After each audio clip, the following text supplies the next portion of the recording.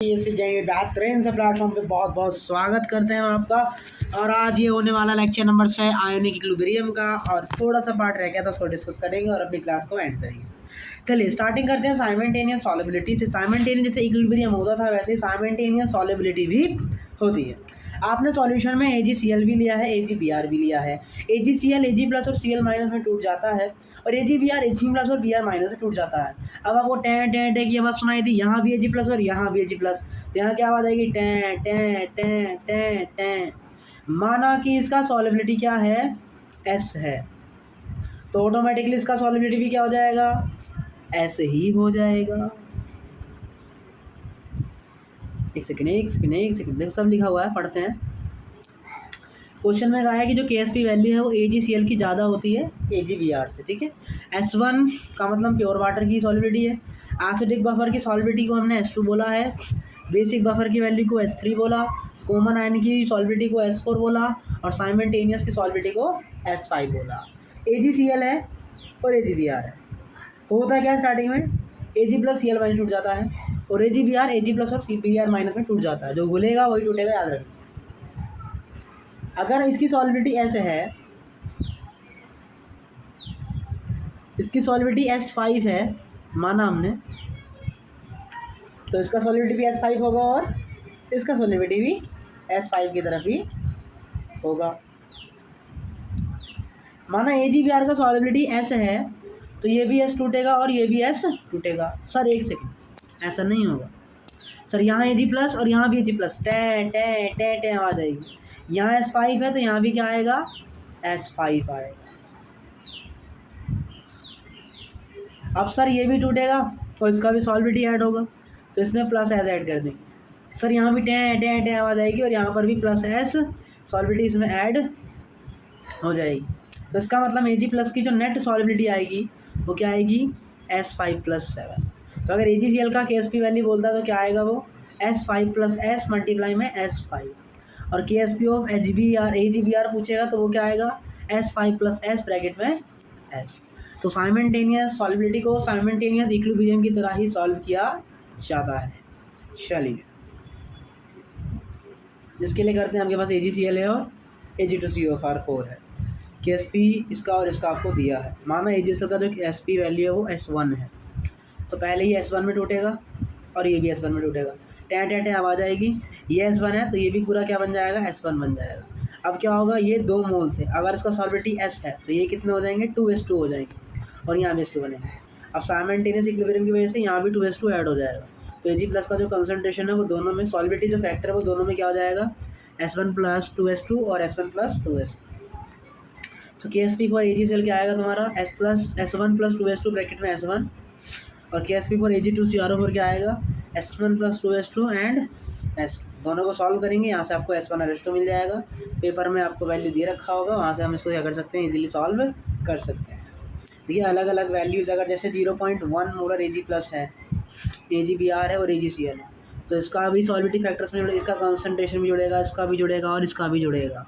तो साइमल्टेनियस में जहाँ जहाँ Ag प्लस आपको दिख रहे हैं वो सब कुछ इसमें आपको जोड़ लेने हैं। चलिए आपको क्या करना है? कंपेयर करना है AgCl की सॉलिबिलिटी को complex ion with component of the salt, ठीक है। क्या? कॉम्प्लेक्स आयन से complex ion with one component of the salt. होता क्या है? जो AgCl है जब वो अमोनिया के साथ रिएक्ट करता है तो वो एक अमोनियम साइनाइड का एक कॉम्प्लेक्स फॉर्म करता है, तो वो ये बनाता है। तो माना इसका सॉलिबिलिटी क्या है? S6 है। ये क्या है? आपका कॉम्प्लेक्स है। कॉम्प्लेक्स होने के कारण इसका जो KF का वैल्यू होता है वो बहुत ज़्यादा आता है। फॉर्मेशन वैल्यू क्या होता है? बहुत ज़्यादा आता है। तो फॉर्मेशन वैल्यू बहुत ज़्यादा होने की वजह से आप याद रखेंगे कॉम्प्लेक्सेशन के केस में जो सॉलिबिलिटी होती है वो सबसे ज़्यादा आती है। अब उसके बाद आती है S1 की, जो कि प्योर वाटर होता है। S2 क्या होता है हमारा? हमने यहाँ पे सब लिख रखा है। हमने क्या बोला? S1 प्योर वाटर को बोलते हैं acidic buffer, basic buffer, common ion, simultaneous. तो बताइए इन सबसे ज़्यादा S6 के बाद इन सब में से किसकी ज़्यादा होगी solubility? Pure water, acidic buffer और बेसिक बफर, इन तीनों की सॉलिबिलिटी तो सेम ही आती है। कॉमन आयन में क्या होता है? ये इस पर दबाव डालता है तो उसके सॉलिबिलिटी के फैक्टर को घटा देता है, तो उसका मतलब S4 में तो सॉलिबिलिटी, कॉमन आयन में तो सॉलिबिलिटी क्या हो जाएगी? घट जाएगी। कॉमन आयन में सॉलिबिलिटी क्या हो जाती है आपकी? घट जाती है। तो इसका मतलब सबसे पीछे कौन जाएगा, S4 जाएगा, फिर S6, फिर सबसे ज़्यादा किस में होगी, S1 S2 S3 में, और S5 में कहाँ आएगी, इन दोनों के बीच में S5 जो है आपको देखने को मिलेगा। इसका मतलब जो साइमल्टेनियस जो भी होता है आपका साइमल्टेनियस सॉल्विटी के केस में सॉल्वेबिलिटी कम आती है। तो ये क्रम रहा उन 6 सॉल्विटी के ऑर्डर का। आप एक समझ सकते हैं अगर जेई को कुछ हार्ड लेवल का बनाना होगा तो वो कुछ ऐसे बनाते हुए नज़र आएगा। अब हमने इसको केएफ वैल्यू को हाई क्यों बोला, कैसे बोला, आइए एक बार समझने का ट्राई करते हैं।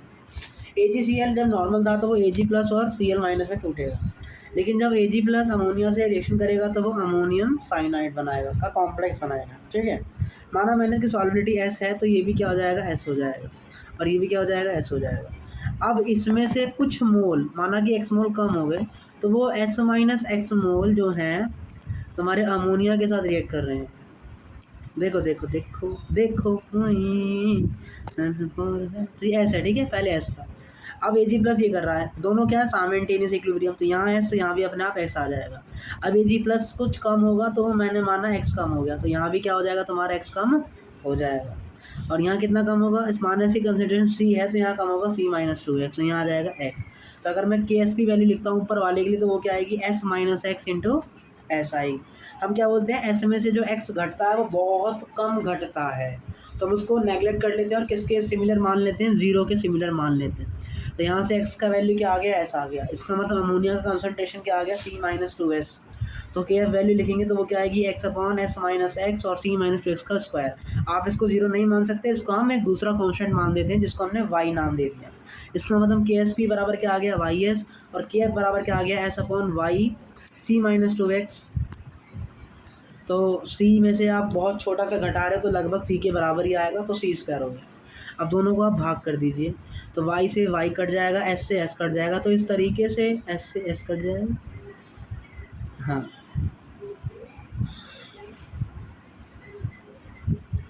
s से s कैसे कट जाएगा, सॉरी, ये तो s जो है ऊपर चला जाएगा ना, तो KSP अपॉन KF बराबर क्या आ गया, h स्क्वायर अपॉन में C स्क्वायर। तो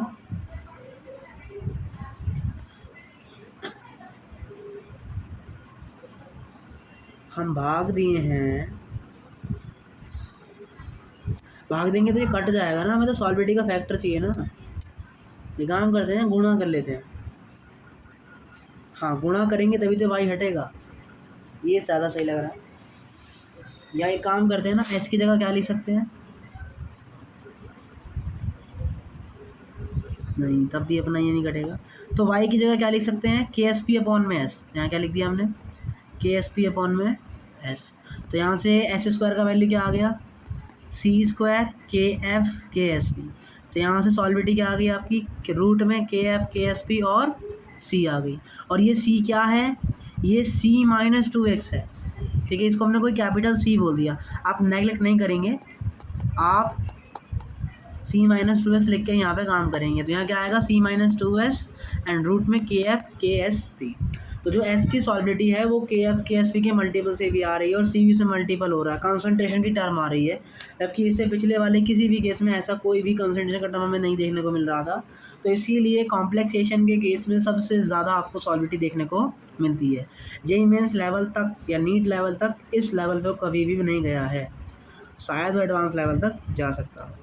आपने समझ लिया कि इस केस में आपको सॉल्विटी कैसे निकालना है। ये चार्ट अच्छे से याद कर लें क्योंकि इससे काफ़ी क्वेश्चन बनने की संभावना है। चलिए आगे बढ़ते हैं, ये क्वेश्चन तो करवा दिया था।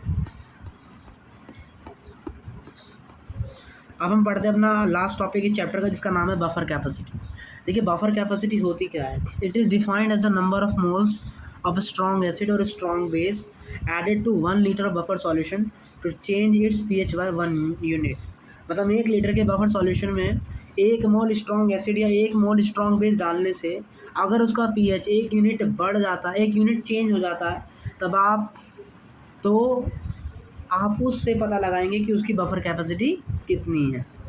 Addition of strong acid in strong base, buffer solution 1 litre का होता है, pH में चेंज 1 यूनिट का आना चाहिए। और मैक्सिमम कैपेसिटी के लिए कॉन्जुगेट बेस बराबर एसिड होगा इन एसिडिक बफर में, और बेसिक बफर में कॉन्जुगेट एसिड बराबर होगा बेस के। इससे क्या होगा, कॉन्जुगेट एसिड से बेस कट जाएगा और मैक्सिमम आपको कैपेसिटी देखने की मिलेगी बफर की। तो let a buffer contains B mole of conjugate base A and A moles of acid. Maximum capacity क्या आएगी जब ये दोनों कॉन्जुगेट बेस बराबर हो जाएगा किसके, एसिड की मात्रा के। तो बफर कैपेसिटी यहाँ से क्या आ जाएगी आपकी, पी एच बराबर क्या होता है, पी के ए प्लस लॉग बी वाई। अब क्या होगा अब दोनों में से कुछ कुछ मोल्स घट जाएंगे, इसको हमने बी माइनस एक्स और ए प्लस एक्स बोल दिया। ये पी एच 1 है, अब कुछ चेंज आएगा तो मात्रा घट जाएगी ना, तो ये पी एच 1 है, ये पी एच 2 है। दोनों को हमने माइनस किया और एक्स की टर्म में डिफ्रेंशिएट किया, तो वहाँ से बफर कैपेसिटी का फॉर्मूला आता है। आपको डायरेक्ट याद कर लेना है फटाफट। बफर कैपेसिटी का फॉर्मूला क्या होता है, 2.303 कंजुगेट बेस और एसिड का स्ट्रेंथ डिवाइड में दोनों का सम। तो बफर जो content B moles upon A plus B. तो बफर कैपेसिटी का ये फॉर्मूला है जो कि आपको याद रखना है। ये कब होता है, देखो अगर एक्स याद कर लो इसी लेवल पे आएगा, इससे ज़्यादा लेवल इसका बनेगा भी नहीं, आपको याद कर लेना। तो मान लीजिए ये क्वेश्चन है 0.1 मोलर एसिटिक एसिड है और 0.1 मोलर एसीटेट है, दोनों की वैल्यू बराबर है, बफर कैपेसिटी बोल रहा है। तो बफर कैपेसिटी क्या होती है 2.303 ए बी अपॉन में ए प्लस बी, मतलब 0.1 इंटू 0.1 अपॉन 0.2। तो यहाँ से सॉल्व करके अपने को इसकी बफर कैपेसिटी मिल जाएगी। इसी तरीके से हम इसकी भी बफर कैपेसिटी यहाँ पे निकाल सकते हैं। अब आपको बोले कंपेयर करिए, तो जिसका बफर कैपेसिटी ज़्यादा आएगा उसका अच्छा बफर कैपेसिटी माना जाएगा। मान लीजिए ये क्वेश्चन है 1.5 मोलर HCl आपने ऐड किए हैं और पीएच में जो चेंज आया है वो 0.8 मोल का आया है, जबकि 1 मोल HCl आपने ऐड किया है और पीएच में जो चेंज आया है वो 0.2 आया है। तो किसका जो बफर है वो बेटर होगा, चलिए समझते हैं। देखिए हमने फॉर्मूला क्या पढ़ा है, dx upon del P H is equals to 2.303 upon A B upon में ए प्लस बी। अब देखो जो डी एक्स है वो क्या है, आपने जो HCl जो भी चेंज में जाएगा वो है, तो कितना HCl आपने ऐड किया है 1.5 मोल, तो 1.5 मोल का चेंज आएगा। इसका मतलब डी एक्स का वैल्यू कितना दिया है 1.5 और पी एच में चेंज कितना है 0.8। दोनों को भाग करेंगे, इसी तरीके से आप इसकी बफर कैपेसिटी निकालेंगे। तो दोनों को भाग करने से यहाँ पर अपना आंसर क्या आएगा, पहले वाले में यहाँ आपका आंसर आएगा पॉइंट आया 8 दूनी 8 एकम 8, 15 में से 8 गया 7 और 2/2 64 और 6 और 60 18.7 के समथिंग। तो इसका मतलब बफर कैपेसिटी इसी की ही ज़्यादा हमें देखने को मिलेगी। तो इसका मतलब पहले वाले की बफर कैपेसिटी ज़्यादा है दूसरे वाले की बफर कैपेसिटी से। ये आज का लास्ट क्वेश्चन करते हैं। आज फाइनली हमने चैप्टर फिनिश कर दिया। जब तक हम प्रैक्टिस नहीं करेंगे, रिवीजन नहीं करेंगे, समझेंगे नहीं, तब तक हमको ये चैप्टर क्लियर ही नहीं होगा।